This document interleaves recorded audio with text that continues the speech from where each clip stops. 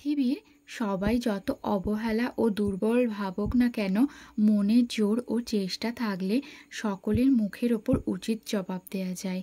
এই কাহিনী দৃঢ় সংকল্প ও মনের জোরের ওপর নির্মিত। মানুষের খারাপ মানসিকতা দূর করে পৃথিবীকে এক নতুন আলোর হদিস দেখাবে। এটি একটি চীনা মুভি, বিগ ওয়ার্ল্ড। এই কাহিনীটি শুরু হয় শারীরিকভাবে অক্ষম এক ছেলের। সে তার দুর্বল পা অনেক কষ্ট করে টেনে ওপরের দিকে হেঁটে চলেছে। তার হাতে একটি ডায়েরি ও পেন আছে। সে ছাদে উঠে খোলা আকাশ দেখতে থাকে। সে তার ডায়েরিতে কিছু লেখার চেষ্টা করছে। সে তার অন্তিম ইচ্ছা লিখছে। আরও অনেক কিছু লেখার চেষ্টা করছে সে। তখনই একজন মহিলা লিও নামে তাকে ডাকতে থাকে। ছেলেটি নিচে গিয়ে দেখে একটি বয়স্ক মহিলা হাসি মুখে দাঁড়িয়ে আছে। সে লিওর নানি হয়। নানি রুমে এসে দেখে সমস্ত জিনিস এদিক ওদিক হয়ে পড়ে আছে। তারপর সে লিওকে বকতে থাকে, তুমি রুমের কি অবস্থা করে রেখেছো। তারপর নানি জামা কাপড় গোছাতে শুরু করে। লিও তাতে অনেক সাহায্য করে। কাঁপা কাঁপা হাতে সে খুব সুন্দরভাবে কাপড় গোছাতে থাকে। নানি তা দেখে খুব খুশি হয়ে যায়। সে লিওর প্রশংসা করতে থাকে। এরই মধ্যে ফোন বাজতে থাকে।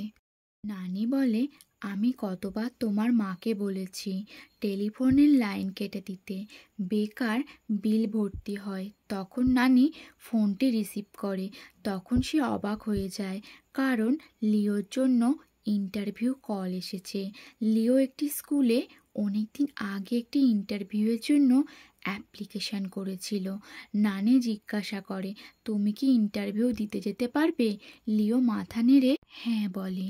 পরের দিন লিওর জন্মদিন ছিল। তার জন্মদিন পালন করার জন্য তার নানি একটি জায়গায় নিয়ে আসে। সেখানে নানির অনেক পুরানো বন্ধু ছিল। এদের সবাইকে নানি আগে থেকেই ইনভাইট করে রেখেছিল। সবার সামনে নানি তার নাতির প্রশংসা করে বলে, আমার নাতি খুবই বুদ্ধিমান, কলেজের টপ স্টুডেন্ট এবং একটি চাকরির জন্য ইন্টারভিউ কল পেয়েছে।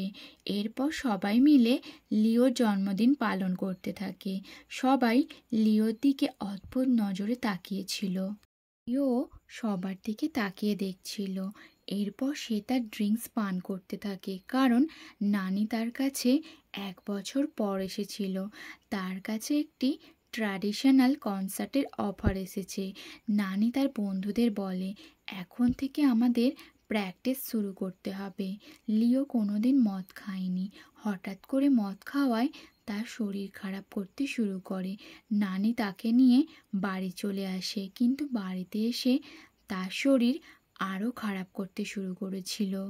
সিঁড়িতে বসে পড়ে। নানি তাকে সুস্থ করার চেষ্টা করে। তার মনে একটাই ভয় ছিল যে তার মেয়ে যেন কোনোভাবে না জানতে পারে, কিন্তু তার মেয়ে সেই বাড়িতেই উপস্থিত ছিল। সে ওপর থেকে সব দেখছিল। নানি অনেক ভয় পেয়ে যায়। লিওর মা বলে, তুমি আমায় না জানিয়ে কেন লিওকে নিয়ে বাইরে বেরিয়েছো। তুমি জানো না লিওর কন্ডিশন কি। নানি বলে, আজ লিওর জন্মদিন, সে কি তার জন্মদিন পালন করতে পারবে না। লিওর মা বলে, তোমাকে আমায় বলে দিতে হবে না কি করতে হবে। আমি আমার ছেলের দেখাশোনা তোমার থেকেও অনেক ভালো করি। তার জন্যই ও এত বছর জীবিত আছে। এইভাবে মা মেয়ের মধ্যে ঝগড়া চলতে থাকে। লিওর মা লিওকে পরিষ্কার করিয়ে নতুন জামা কাপড় পরিয়ে দেয়। সবাই চলে যাওয়ার পর লিও বিছানা থেকে উঠে সুটকেস খুলে একটি কঙ্কাল বার করে। তাকে জড়িয়ে ধরে সুটকেসের মধ্যে শুয়ে পড়ে। কেন এরকম করে তা আমরা পরের ঘটনায় জানতে পারবো। এরপর নানি তার গায়ে একটি চাদর ঢেকে দেয়। পরের দিন সকালে খাবার টেবিলে লিওর মা সারাদিন কি কি করতে হবে নানিকে বুঝিয়ে দিয়ে অফিসের কাজে রওনা দেয়। এরপর নানি লিওকে জিজ্ঞাসা করে, সত্যি কথা বল, আজ তোর কি করতে ইচ্ছা করছে। লিও জানায়, আজ তার টিউশনি যেতে ইচ্ছা করছে না। তাই নানি তাকে বাইরে নিয়ে যায়। পরের দৃশ্যে আমরা একটি ক্লাসরুমের দৃশ্য দেখতে পাই। এই স্কুলেই লিও চাকরির জন্য অ্যাপ্লিকেশান করেছিল। তাই আজ লিওর ডেমো ক্লাস আছে। লিওকে দেখে ক্লাসের সমস্ত বাচ্চা হাসতে থাকে। লিও যখন তার কাঁপা কাঁপা গলায় নাম বলতে থাকে তখন বাচ্চারা হেসে ফেলে। আঙ্কেল, এটি কী ধরনের রোগ বলে তারা জিজ্ঞাসা করে। লিও তাদের ইগনোর করে, একটি কবিতা পাঠ করে শোনায়। সেই কবিতার অর্থ এত সুন্দর করে বুঝিয়ে বলে যে সবাই মুগ্ধ হয়ে তার দিকে তাকিয়ে থাকে। নানি ক্লাসের পিছন থেকে ফোনে সব কিছুই রেকর্ড করছিল। লিওর ক্লাস শেষ হয়ে গেলে সমস্ত স্টুডেন্ট সহ শিক্ষিকা ও শিক্ষকরা হাততালি দিয়ে তাকে সম্মানিত করে। নানি সেদিন খুব খুশি ছিল। বাইরে একজন টিচার এসে লিওর খুব প্রশংসা করে। সে বলে লিও খুবই বুদ্ধিমান, কিন্তু স্কুলে কোনো বাচ্চা তাকে ভালোভাবে মেনে নেবে না। নানি বলে বাচ্চারা তো খুব আনন্দ করে ক্লাস করলো। স্কুল টিচারের সাথে কথা বলতে থাকে আর লিও কাঁচের বাইরে তাকিয়ে দেখতে থাকে। লিও জানতো তার কপালে ভালো কিছু নেই। নানি লিওকে নিয়ে একটি রেস্টুরেন্টে খেতে আসে। নানি বলে তুই চিন্তা করিস না, এর থেকেও ভালো জব তুই পাবি। এরপর নানি তার বন্ধুদের সাথে পার্কে আসে কথা বলতে, একটি কনসার্টের রিহার্সাল দেখতে। অন্যদিকে লিও অ্যাপ্লিকেশন ফর্ম ভরতে থাকে। নানির রিহার্সাল গ্রুপের একজন আসতে পারে না, কিছু কারণে তার সাথে গ্রুপের ঝামেলা হয়েছে।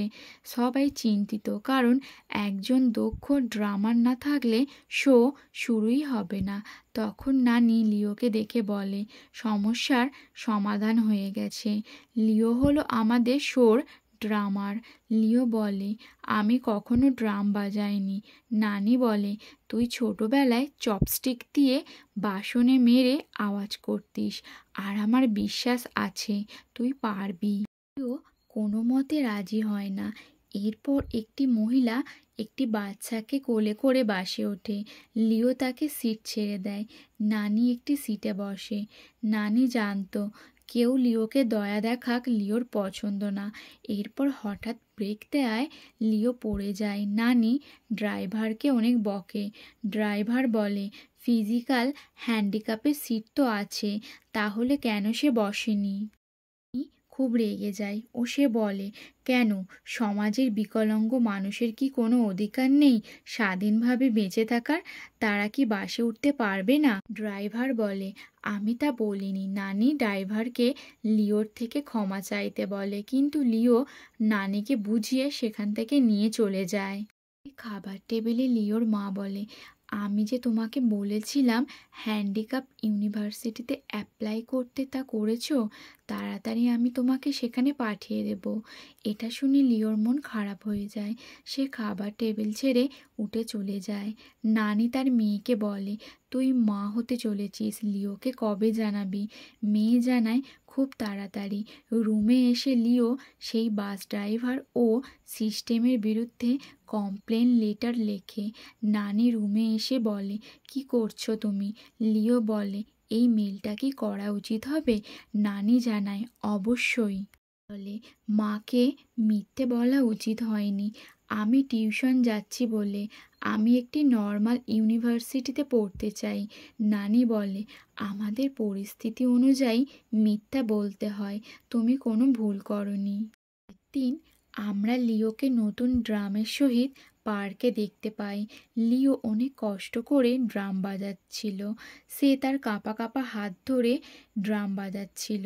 গ্রুপের একজন বলে এইভাবে ড্রাম বাজালে সারা জীবনেও সে ঠিক করে ড্রাম বাজাতে পারবে না। কথা কাটাকাটিতে নানির সাথে তার ঝগড়া লেগে যায় ও শেষে মারামারি পর্যন্ত গড়ায়। নানি লিওর জন্য কোনো খারাপ কথা শুনতে পারতেন না। লিও তার মধ্যে ড্রাম বাজানোর চেষ্টা করতেই থাকে। সেই সময় একটি ঢাকনা এসে পড়ে। একটি মেয়ে সেটিকে লিওকে দিতে বলে। সে লিওর সম্পর্কে কিছু জানতো না।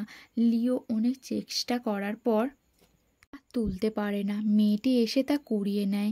লিওকে দেখে মেয়েটি তার হাতের আঙুল দিয়ে ড্রাম বাজিয়ে যায়। লিও খুব খুশি হয়ে যায়। মেয়েটি হেসে লিওর দিকে তাকায়, যা দেখে লিওর মনে এক আলাদা অনুভূতি শিহরিত হয়। কল্পনার জগতে চলে যায়। সেই সময় একজন মহিলা এসে বলে, তুমি গিয়ে তোমার নানিকে আটকাও। এরপর নানি ও নাতি ট্রাফিক সিগন্যালে দাঁড়িয়ে থাকে। বাড়িতে এসে লিও আবার নতুন কলেজে অ্যাপ্লিকেশন করে। সে তার হাতের আঙুলগুলোকে দেখতে থাকে আর সেই মেয়েটির মুখ তার সামনে ভেসে ওঠে। রাতে লিওর মা এসে লিওকে বোঝাতে থাকে, আমি আর তোমার বাবা লং ভ্যাকেশানে বাইরে যাচ্ছি। তুমি আর নানির নিজের খেয়াল রাখবে আর খুব মন দিয়ে পড়াশোনা করবে। লিও জিজ্ঞাসা করে, মা তোমরা কেন বাইরে যাচ্ছ? এই সময় নানি রুমে আসে, তাই তার মা বলে, তুমি এখন শুয়ে পড়ো। লিও বলতে থাকে, মা আমি যদি নর্মাল ইউনিভার্সিটিতে চান্স পাই তাহলে কি আমি সেখানে পড়তে যেতে পারি? মা জানায়, না পারো না, আর তুমি হ্যান্ডিক্যাপড ইউনিভার্সিটিতেই পড়বে, কারণ সাধারণ ইউনিভার্সিটিতে পড়ানোর টাকা আমি তোমায় দিতে পারবো না। এরপর লিওর মা অনেক রাগ করে সেখান থেকে চলে যায়। নানি লিওকে বোঝাতে থাকে, তুই চিন্তা করিস না, আমার একটু সেভিংস আছে, তা দিয়ে তোর পড়াশোনা ঠিক হয়ে যাবে। পরের দিন সবাই প্র্যাকটিস করতে আসে। পার্কে সবাই আলোচনা করতে থাকে। সেই মেয়েটি আজও আসে। সে লিওকে ড্রাম বাজানো দেখাতে থাকে। লিও মেয়েটিকে দেখে ড্রাম বাজাতে থাকে। এভাবে তারা আনন্দ করে ড্রাম বাজাতে থাকে। এরই মধ্যে পুরানো ড্রামার এসে সেখানে উপস্থিত হয়। তাকে দেখে সবাই অবাক হয়ে যায়। সে বলে, শুনলাম কোনো এক নতুন ড্রামার এসেছে। সে লিওকে দেখে হাসতে থাকে। ও বলে, এই বাজাবে ড্রাম, যে ভালো করে কাঠি ধরতে পারে না, যে তাল সম্পর্কে কিছু জানে না। এই বলে সে নিজে ড্রাম বাজাতে থাকে। সেই মেয়েটি লিওকে কাঠি দিয়ে বলে, তুমি একবার বাজিয়ে দেখো তো। লিও একটু বাজিয়ে দেখে। এরপর ড্রামার আর লিওর মধ্যে ড্রাম বাজানোর প্রতিযোগিতা শুরু হয়। তারা জোরে জোরে ড্রাম বাজাতে থাকে। প্রতিযোগিতা জোর কদমে চলছিল। একটা সময়ের পর লিওর হাত থেকে স্টিক পড়ে যায়। ড্রামারও হাঁপিয়ে ওঠে। সবাই হাততালি দিতে শুরু করে। লিও সবার মন জিতেছিল। সেই মেয়েটিও লিওর মন জিতে নেয়। সেই মেয়েটি একটি কম্পিটিশনের কথা বলে, যেটা জিতলে গ্রুপে চান্স পাওয়া যাবে। ড্রামারও বলে, আমি লিওকে কম ভেবেছিলাম। এরপর বাথরুমে লিও ও মেয়েটির একটু কথা হয়। দুজন দুজনের নাম বলে। মেয়েটি ইয়া, সে লিওকে ভিচ্যাট আইডি কি জানতে চায়। লিও বলে, আমি তা ইউজ করি না, সপ্তাহে 3-4 দিন আসি এখানে প্র্যাকটিসের জন্য। মেয়েটি তখন হেসে সেখান থেকে চলে যায়। সেদিন রাতে লিও শোয়ার সময় কল্পনার জগতে চলে যায়। সেখানে সে সম্পূর্ণ সুস্থ। ও ইয়ার সাথে খোলা আকাশের নিচে দৌড়াচ্ছে আর তারা দুজন খুব কাছে চলে আসে। সেই সময় লিও বাস্তব দুনিয়ায় ফিরে আসে। সে বুঝতে পারে সে স্বপ্ন দেখছিল। লিও কলেজের ফিস নিজের পয়সায় ভর্তি হতে চায়। এই জন্য সে ইন্টারভিউ দেওয়ার জন্য কোনো এক ক্যাফেতে যাচ্ছে। নানি যাওয়ার জন্য জেদ করলে লিও জানায়, আজ সে একাই যাবে, প্লিজ আমার সাথে এসো না। সে মেন রোডে চলে আসে। সিগন্যাল ক্রস করার পর পিছন ফিরে একবার দেখে লিও ইন্টারভিউ দেওয়ার জন্য ক্যাফেতে পৌঁছে যায়। অন্যদিকে নানিও তাকে ফলো করে ক্যাফেতে এসে পৌঁছে যায়। লিও তার সিভি একজন স্টাফকে দিয়ে বলে, আজ আমার ইন্টারভিউ আছে। তাকে দেখে স্টাফটি অবাক হয়ে যায়। ম্যানেজার জিজ্ঞাসা করে, তোমার কি রোগ আছে? লিও জানায় তার সেরিব্রাল পালসি নামক রোগ আছে। তারপর ম্যানেজার বলে, তুমি কতক্ষণ দাঁড়িয়ে চলাফেরা করতে পারবে? লিও মনে জোর দিয়ে বলে, আমি যতক্ষণ চাইব ততক্ষণ, 10 মিনিট ছাড়া আমায় একটু রেস্ট নিতে হয়। ম্যানেজার বলে, এখানে তোমাকে সব কাজ খুব তাড়াতাড়ি করতে হবে। অর্ডার নিতে হবে, মেনু মনে রাখতে হবে, ডিশ মাজতে হবে, পয়সার হিসাব রাখতে হবে। একটা ডেমো দিয়ে দেখাও তো তুমি এসব করতে পারবে কি না। লিও ক্যাফের দিকে রওনা দেয়। সে সমস্ত মেনু বলতে থাকে। সবাই তাকে দেখতে থাকে। দূর থেকে নানি তাকে দেখছিল। সে আবার মেনু বলতে থাকে, এবার অন্যভাবে একটু কবিতার ছন্দে, যেটা শুনে সবাই মুগ্ধ হয়ে যায়। আর কাজ দেখে নানির চোখ দিয়ে জল পড়তে থাকে। সবার মন লিও জিতে নেয়। ম্যানেজার তার কাজে খুশি হয়, কিন্তু সে বলে তার একজন নর্মাল মানুষের প্রয়োজন। লিও হতাশ হয়ে ফিরে যায়। নানি তাকে সঙ্গে করে একটি রেস্টুরেন্টে নিয়ে যায়। লিও জানায়, যখন আমি রাস্তা পার হচ্ছিলাম আমার মনে হয়েছিল তুমি আমার পিছু নিয়েছো। নানি জিজ্ঞাসা করে, ইন্টারভিউ কেমন গেছে? লিও চুপ করে থাকে। নানি বলে, যা হয় ভালোর জন্য হয়। লিও বলে, নানি তুমি কি আমার জন্য একটা ব্যাংক অ্যাকাউন্ট খুলে দিতে পারবে? কারণ আমার স্যালারি জমা করব। নানি আনন্দে চোখে জল এসে যায়। সে নাতিকে আলিঙ্গন করে। লিওর জীবনে নতুন অধ্যায় শুরু হয়। সে বাড়িতে হাত পায়ের এক্সারসাইজ শুরু করে, নিজেকে শারীরিকভাবে ফিট রাখার চেষ্টা করত। নানির যত্ন ও ইয়াইয়ার বন্ধুত্ব তাকে নতুন করে বাঁচার সাহস জুগিয়েছিল। সে সেই কফি শপেই চাকরি পেয়েছিল। সে কফি বানাতো, প্রথমে ভালো বানাতে পারতো না। মাসের শেষে তার অ্যাকাউন্টে টাকা চলে আসে। তা দেখে নানি ও নাতির খুব খুশি। ওর জীবনে ইয়াইয়া অনেক প্রভাব ফেলেছিল। ধীরে ধীরে সে কফি শপের সব কাজ শিখে ফেলেছিল। সে খুব ভালোভাবে জীবন কাটাচ্ছিল। একদিন লিওর মা তার খোঁজ খবর নেয়ার জন্য ভিডিও কল করে। লিও তাড়াতাড়ি বই খুলে পড়তে বসে। লিওর মা জানায় সে তাড়াতাড়ি বাড়ি ফিরবে।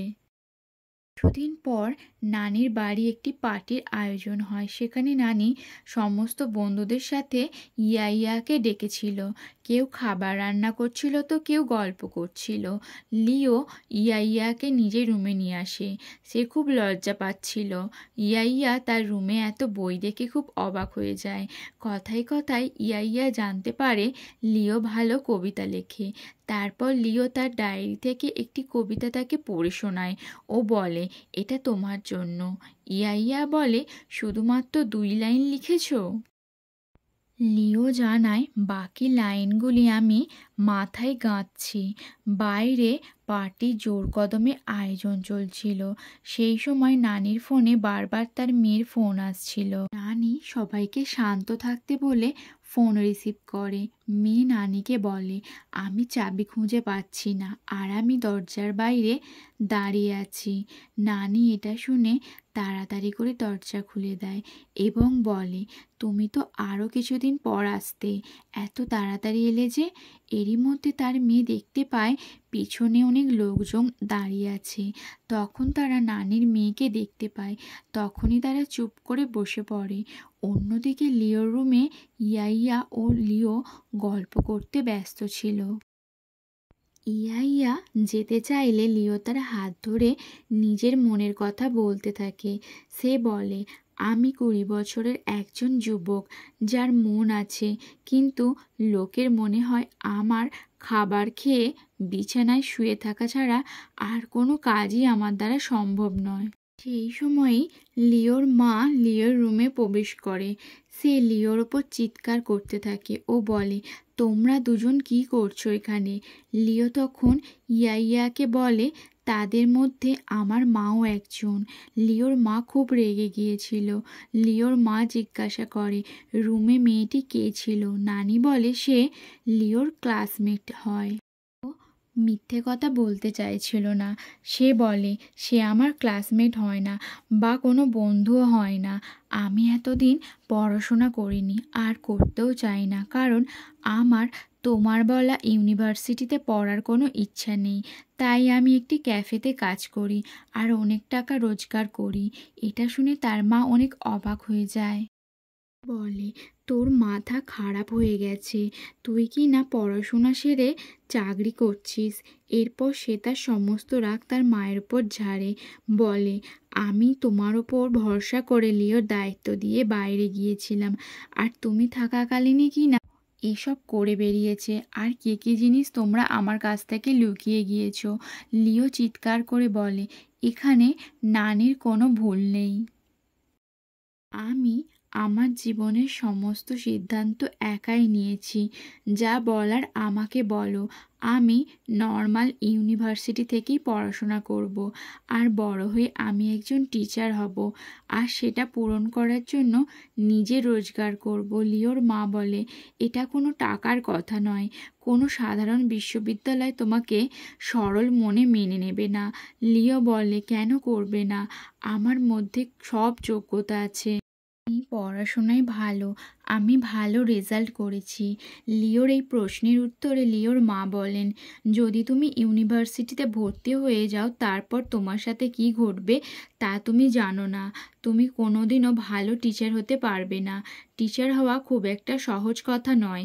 টিচার হতে গেলে তোমাকে অনেকক্ষণ দাঁড়িয়ে পড়াতে হবে, অনেক কথা বলতে হবে, যেটা তুমি কখনোই করে উঠতে পারবে না। আর তুমি সমাজকে কি উত্তর দেবে? তোমার মতো ছেলে যে নিজেই নিজেকে সামলাতে পারে না, সে সমাজের শিশুর ভবিষ্যতের কি দায়িত্ব নেবে? তোমার কাছে এগুলো মজার হতে পারে, আমি বাস্তবটাকে বুঝি। মায়ের বলা এই সমস্ত কথা লিওর বুকে ছুরির মতো লাগে।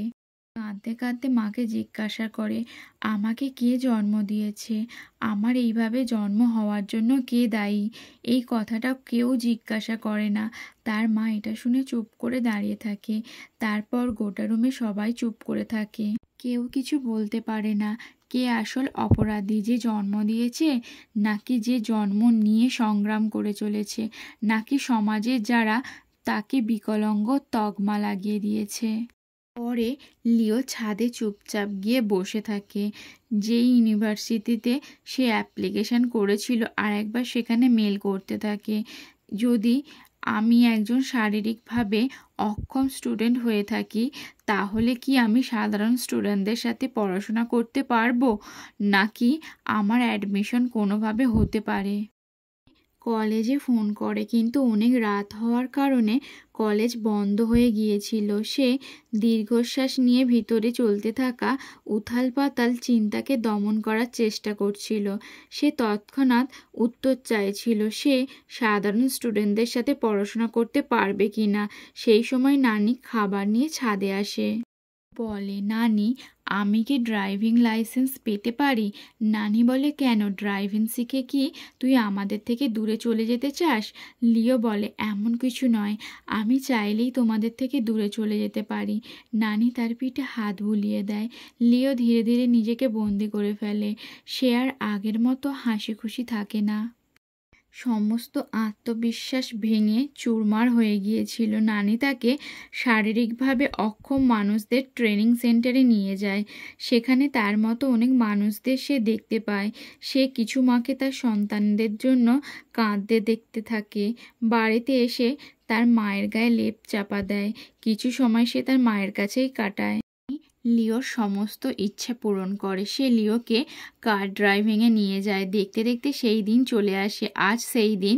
পুরানো ড্রামার ও লিওর মধ্যে প্রতিযোগিতার। যে জিতবে কনসার্টের ফাইনাল ড্রামার হবে।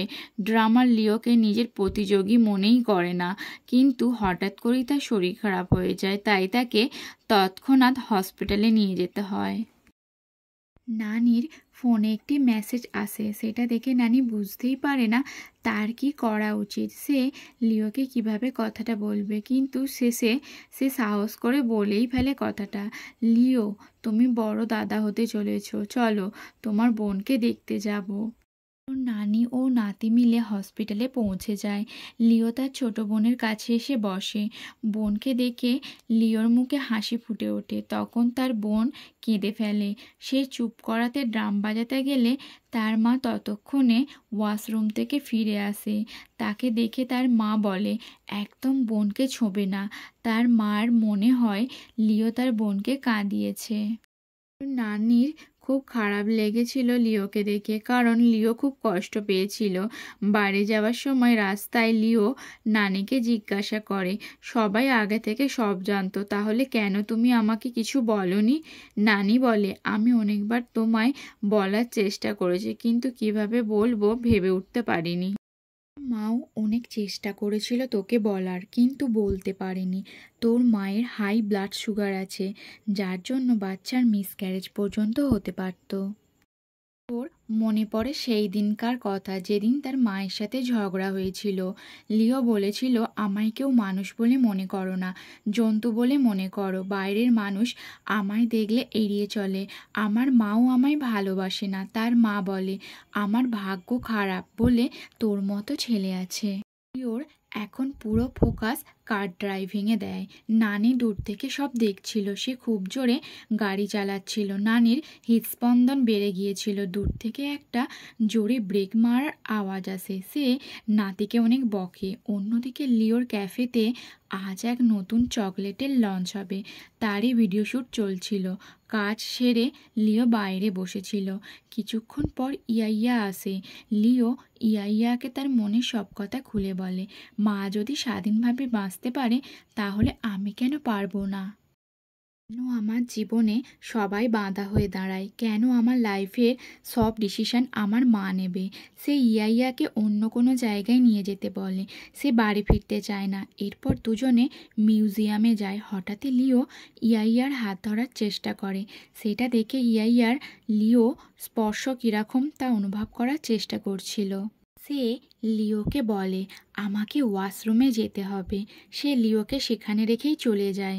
সে লিওকে একজন ভালো বন্ধু বলে মনে করত, কিন্তু লিওর মনে তার জন্য অন্যরকম অনুভূতি ছিল। তাই সে শেষবারের মতো লিওকে টাটা করে চলে যায়। লিও তার অর্থ ভালোভাবেই বুঝতে পারছিল। লিও একা একাই মিউজিয়াম ঘুরে দেখে। সে ইয়াওইয়ার জন্য যে কবিতা লিখেছিল সেটা ভাবতে থাকে। সে মনে যতই জোর আনুক না কেন, সমাজ তাকে মনে করিয়ে দিত সে শারীরিকভাবে অক্ষম। সে বাড়ি ফিরে আসে। নানি তাকে জিজ্ঞাসা করে তার হাতের প্যাকেট থেকে কী আছে তাতে। লিও বলে আমার হাতের বানানো ক্যান্ডি, এটা আমার তরফ থেকে তোমায় উপহার। নানি বক্স খুলে খুব খুশিতে ক্যান্ডি খেতে থাকে। নানি বলে তোর মা তো আর ক্যান্ডি খেতে পারবে না, তাই আমি সবগুলো খেলাম। পর নানি রান্নাঘরে চলে যায়। লিও তখন মনের দুঃখে ক্যান্ডির র্যাপার না খুলেই খেতে থাকে। একটার পর একটা মুখে পড়তে থাকে, ফলে তার দম বন্ধ হয়ে আসে। নানি ছুটে আসে, এসে দেখে লিওর খুব খারাপ অবস্থা। নানি লিওর মুখ থেকে ক্যান্ডি বার করার চেষ্টা করে, কিন্তু ততক্ষণে লিওর চোখ ঝাপসা হয়ে মাটিতে পড়ে যায়। তার পুরানো স্মৃতিগুলি চোখের সামনে ভেসে ওঠে। ছোট্ট লিও যে দেয়াল ধরে হাঁটছিল, হঠাৎ করে সে ট্রলি ব্যাগে আটকে পড়ে। তার বাবা মা তাকে অনেক খুঁজেছিল। তারা ড্রয়িং রুমে বসেছিল। তার বাবা বলে আমরা যদি লিওকে খুঁজে না পাই তাহলে আমাদের জীবন কত সুখের হবে। সমস্ত কথা ব্যাগের মধ্যে বন্দি ছোট্ট লিও সব শুনেছিল। সেই দিন থেকে সে জীবনের আসল জায়গাটা দেখতে পেয়েছিল। তার বাবা মার জীবনে সে একজন বোঝা ছিল। সেদিন সে খুব কেঁদেছিল। সে সেই সব দিনের কথাই মনে করছিল। সে সবসময় চাইতো তার বাবা মার জীবন থেকে সে চলে যাবে। এক কথায় যাকে বলে আত্মহত্যা। এরপর তার চোখ খুলে অনেকগুলো মেশিনের মাঝখানে ও মায়ের কান্নার আওয়াজে। আস্তে আস্তে সে চোখ খুলে দেখে তার মা তাকে ডাকছে। মা তাকে কথা বলতে বারণ করে, বলে তোমার গলায় ক্ষত অনেক বেশি, তাই কথা বলো না, দু একদিন সময় লাগবে তা সারতে। কাল রাত থেকে তোর জন্ম হওয়ার দিনের কথা মনে করছি। ডাক্তার অনেক চেষ্টা করছিল, কিন্তু আমি ঠিকমতো পুশ করতে পারছিলাম না। ডাক্তার বলেছিল আমি ভুল কাজ করছি। সেদিনের কথা আজও আমার মনে আছে। এত বছর কোনোদিনও আমি তোর জন্মদিন পালন করিনি, কারণ আমার কানে সেই শব্দ শোনা যায় যে সব দোষ আমার। তোর বোনের এই পৃথিবীতে আসা আমাদের আরেকটি সুযোগ ছিল, কিন্তু সেদিন আমার তোর থেকে তোর বোনকে আলাদা করার কোনো উদ্দেশ্য ছিল না। ছোট থেকে আমি তোর প্রতি অনেক অন্যায় করেছি। আমায় শেষবারের মতো ভালো মা হওয়ার একটা সুযোগ করে দে। সে অনেক কান্না করে। লিও তার মায়ের মাথায় ভালোবেসে হাত বুলিয়ে দেয়। কিছুদিন পর সে ঠিক হয়ে বাড়িতে আসে। নানি ছাদে একা বসে থাকে। লিও তার কাছে আসে। লিওকে বলে সে কি এখনও তার মায়ের ওপর রেগে আছে। কোনো মা কখনো খারাপ হয় না, পরিস্থিতি খারাপ করে। তোর মা যখন জন্ম নেয় তার 1 মাস পর আমার স্বামী আমায় ছেড়ে দ্বিতীয় বিয়ে করে। তোর মায়ের পুরো দায়িত্ব আমার কাঁধে এসে পড়ে। তোর মাকে ছেড়ে তিব্বতে আসি অনেক টাকা রোজগারের আশায়। আমি টাকা রোজগার করি ও তোর মাকে পাঠাই। এরই মধ্যে 15 বছর কেটে যায়। যখন আমি ফিরে আসি তখন থেকে আজ পর্যন্ত তোর মা কোনোদিনও আমায় মা বলে ডাকেনি। তার জন্য আমি কখনো তোর মাকে দোষও দিইনি। যখন ওর খুব দরকার ছিল তখন আমি ওর পাশে থাকিনি। সেই জন্য বলছি, তোর মায়ের জন্য নিজেকে দুঃখী করিস না। তোর মায়ের জীবন খুব একটা সহজ ছিল না। বলতে বলতে নানি কান্না করতে থাকে। লিও তার নানিকে জিজ্ঞাসা করে, আমার ছোট বোন কি আমার মতো দাদাকে মেনে নিতে পারবে? নানি শুধু তার দিকে তাকিয়ে থাকে। নানি শোয়ার আগে হঠাৎ করে একটা কথা মনে পড়ে। তাই সে লিওকে বলে, তুই যখন হসপিটালে ভর্তি ছিলিস তখন একটা চিঠি এসেছিল। লিও চিঠিতে কি আছে তা দেখতে যায়। চিঠি পড়তে পড়তে তার চোখে জল এসে যায়। তার হাত কাঁপতে থাকে। এটা কোনো কষ্টের জন্য চোখের জল ছিল না, এটা ছিল খুশির অশ্রু। সে চিৎকার করে নানিকে ডাকে। নানিও ছুটতে ছুটতে আসে কি হয়েছে তা দেখার জন্য। নর্মাল ইউনিভার্সিটিতে আমায় একসেপ্ট করে নিয়েছে। আমার শারীরিক প্রতিবন্ধকতা আমার সাফল্যের পথে বাধার সৃষ্টি করবে না বলে লিও আরও কাঁদতে থাকে। নানিরও বিশ্বাস হচ্ছিল না, তার হাত কাঁপছিল। সে কান্না করে নাতিকে জড়িয়ে ধরে। নানি জোরে জোরে চিঠি পড়তে থাকে ও লিও ড্রাম বাজাতে থাকে। এই চিঠিতে তার ভেঙে পড়া আত্মবিশ্বাস ও অবহেলিত জীবনে ঘুরে দাঁড়ানোর পথ সুগম করবে। নাতির থেকেও নানি বেশি খুশি ছিল। নানি একা একা নাচতে থাকে ও আনন্দে গান করে। কিছুদিন পর নানি ও তার গ্রুপ কনসার্টে যাওয়ার জন্য একসাথে মিলিত হয়। সবাই খুব খুশি ছিল। লিও নানির সাথে এসেছিল। এই সময় নানির ফোনে পুলিশ স্টেশন থেকে কল আসে। কনসার্টের অর্গানাইজারকে ঠকানোর জন্য তাদের গ্রুপের কনসার্ট ক্যান্সেল হয়ে গেছে। নানি বাকি সবাইকে ডেকে কথা বলে। তারপরে তার ফোনে আরেকটি কল আসে মিনিস্ট্রি অফিস থেকে। সেখানে লিওকে স্পেশাল গেস্ট হিসাবে ডাকা হয়েছে। তারা সবাই মিলে সেখানে চলে যায়। সেখানে গিয়ে তারা দেখে প্রচুর মিডিয়ার লোক এসেছিল। তারা সবাই হাততালি দিয়ে লিওকে স্বাগতম জানায়। সেখানে অনেক মন্ত্রীরাও এসেছিল। কিছু মাস আগে লিও সেই বাস ড্রাইভারকে নিয়ে যে অভিযোগ জানিয়েছিল তা মন্ত্রী মহাশয়ের নজরে এসেছে। মন্ত্রী অনেক বাস ড্রাইভারদের নতুন ট্রেনিংয়ে পাঠিয়ে দেয় যাতে তারা নাগরিকদের ভালো পরিষেবা দিতে পারে। সবাই লিওর এই কাজের জন্য প্রশংসা করে ও তাকে অনেক পুরস্কার সম্মান হিসেবে তুলে দেয়, যেমন চাল, ডাল, তেল ইত্যাদি। এরপর লিও মঞ্চে উঠে মাইক ধরে তার বক্তব্য রাখতে থাকে। সে বলে, প্রথমে আমি ভেবেছিলাম আমাকে হয়তো কোনো সাক্ষী হিসাবে ডাকা হয়েছে, কিন্তু এখানে আসার পর আমি বুঝতে পারলাম এখানে এই সমস্ত আয়োজন অন্য কারণে। আমি সকলের প্রতি খুবই কৃতজ্ঞ, কিন্তু আপনারা আমাকে খেয়াল করে দেখবেন, আমাকে কিছু উপহার দেওয়া হয়েছে যেগুলো পেয়ে আমি একদমই খুশি হইনি। কিন্তু আমি আপনাদের উদ্দেশ্যে একটা প্রশ্ন রাখতে চাই। যদি আজ কোনো একজন নর্মাল মানুষ বক্তব্য রাখতে আসতো, তার জন্য কি একই উপহার দিতেন? আসলে আপনারা আমার প্রতি সাধারণ মানুষের ধারণা এক করতে পারেননি। যেসব মানুষ প্রতিবন্ধী অবস্থায় জন্মগ্রহণ করে তার জন্য সবথেকে বড় দোষ কার হয়ে থাকে? আমার মা বাবা, নানি কোনো জবাব দিতে পারেনি, না আমার ডাক্তার দিতে পেরেছে। এর মানে এই ভুলটা তো আমার নয়, আমরাও এই বিশাল পৃথিবীর ছোট একটা অংশ। আসলে আমাদের সত্যিই কোনো সহায়তার জরুরি নেই। জরুরি হলো আমাদের নিয়ে এই চিন্তা ভাবনাগুলো বদল করা। লোকেরা আমাদের নিজেদের মতো নাই বা ভাবুক, কিন্তু আপনাদের কাছে একটাই বিনীত নিবেদন যে আমাদের করুণার চোখে দেখবেন না। এই সব চাল, ডাল, তেল থেকেও আমাদের বড় পুরস্কার হলো আমাদের প্রতি আপনাদের চিন্তাভাবনা বদল হওয়া। সামনে বসা আমাদের নানি ও বন্ধুরা হলো কিছু সংখ্যক লোক যাদের প্রতি আমি কৃতজ্ঞ। লিওর কথাগুলো শুনে সবার চোখ ছলছল করতে থাকে আর হাততালির সাথে পুরো হল ভরে ওঠে। আর লিওর পরিবার থেকে প্রথম শুরু হয় লিওর প্রতি চিন্তাভাবনার বদল। এখন লিও তার বাবা মার সাথে বসে তার ছোট বোনকে ভালোবাসতে থাকে। এখন লিওকে আর আলাদা ভাবা হয় না। এর পরের দৃশ্যে দেখা যায় নানি লিওকে নিয়ে এক সুন্দর জায়গায় এসেছে। নানি এবং লিও দুজনে গাড়ি থেকে নেমে সামনের দিকে ঝিলে আসে এবং লিও তার নানিকে বলে, আমি ইউনিভার্সিটিতে যাওয়ার আগে তোমার জন্য ট্রেনের টিকিট কাটবো এবং তোমার যেখানে ভালো লাগে সেখানে যেও।